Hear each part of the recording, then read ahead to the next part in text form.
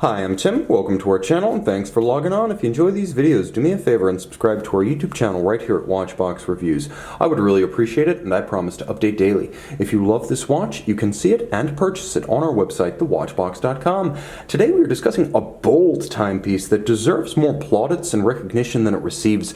Part of the adventurous 2017 redesign of the Da Vinci family, this is the Da Vinci Automatic. The specific model on my wrist is part of the Jubilee 150th anniversary from 2018, and this is a 2018 model year limited edition of 500 pieces in stainless steel. Built on the bones of 2017, the 2018 model adds a 12-layer hand-finished and autoclaved lacquer dial. The limited edition on my wrist is a quirky size, 40.4 millimeters, and my 16 centimeter circumference wrist wears it easily because of its hinge lug profile, though it is broad at 52.5 millimeters lug to lug. Remember, these are mobile lugs that arc around your wrist. It doesn't wear like it's that broad across the wrist. It's fairly slim too, at 12.2 millimeters thick. It's as thin as a Rolex Daytona.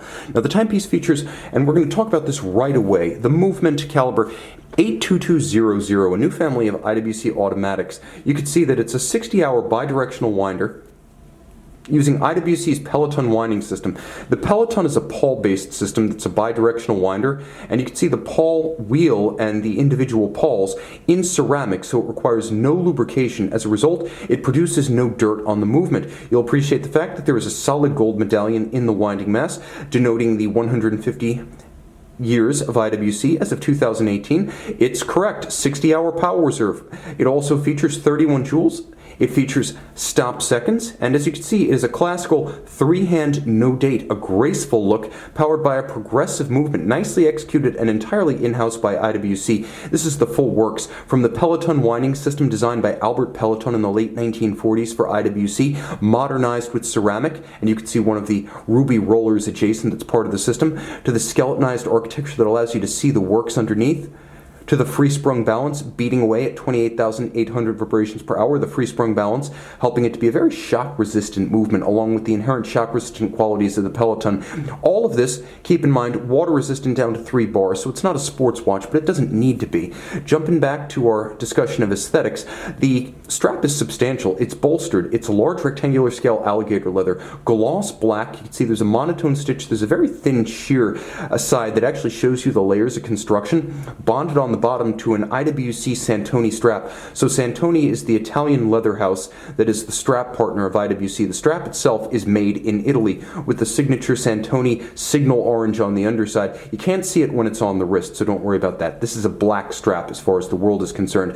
The hinge lugs make this an easy watch to wear on a small wrist. You can see those hinge lugs. Now, where do these come from? Well, the Da Vinci name dates back to the early 1970s and an IWC pioneering quartz watch with a roughly diamond-shaped case powered by the famed Beta 21 movement, of which IWC was one of the sponsors. But the hinge lug Da Vinci bowed in 1985, a design of IWC stylist Hanno Bircher, who designed a round case with hinge lugs for the then landmark Da Vinci Perpetual Calendar chronograph, and this watch, part of a family launched in 2017, revived that hinge lug round case format. Once again, this specific model in my hand dates from 2018. The design, however, part of the 2017 year of the Da Vinci at IWC, and it does pay tribute beyond the simple hinge lugs with their revetments for unimpeded motion. You can see those scalloped case flanks. There's also the round case evocative of the original, a very minimalist domed bezel, and then you can see a box section and domed sapphire because the original Da Vinci Perpetual Calendar Chrono of 1985 also featured a plexiglass crystal, a big vaulted dive watch style crystal to clear all the Perpetual Calendar features on the dial. Here we have sapphire giving you that same graceful off-axis distortion, but you get the scratch resistance of sapphire. Now the dial, and I'm going to clean my fingerprints off because it really deserves to be seen, is a work of art. Now, there are 12 different steps to creating this dial. A combination of base color on the dial blank and then several layers of clear coat. Each application is followed by autoclaving to cure the material itself. So 12 layers, all of them hand finished, and then there's a high polished clear coat that goes on last, and that's the final autoclave. You can see there are faceted and polished alpha style hands that split and facet down the center, makes it easier to read them. Sub-seconds, of course, you have that stop seconds functionality of which I promised.